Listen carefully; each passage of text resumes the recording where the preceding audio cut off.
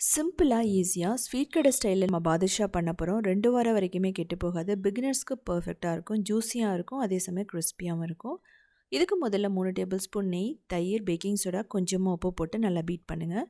1 cup மைதா போட்டுட்டு கையில் mix பண்ணதுக்கப்புறமா தேவையான அளவு தண்ணி ஊற்றிட்டு சாஃப்டான டோ மாதிரி கொண்டு வரணும். மூடி 10 நிமிஷம் வச்சிடலாம். இதுக்கப்புறம் சின்ன சின்ன பால்ஸாக நம்ம டிவைட் பண்ணிக்கலாம். இதுக்கப்புறம் ஷேப் பண்ணிக்கலாம். சூடான எண்ணெயில் போட்டு நம்ம ஃப்ரை பண்ண போகிறோம். எண்ணெய் சூடாக இருக்கணும். லோ ஃப்ளேமில் வச்சுட்டு நல்ல ப்ரௌனாக வர வரைக்கும் நம்ம ஃப்ரை பண்ணி எடுக்கலாம். ஹை ஃப்ளேமில் வைக்கக்கூடாது. இது ஆயிலையும் அப்சர்வ் பண்ணாது.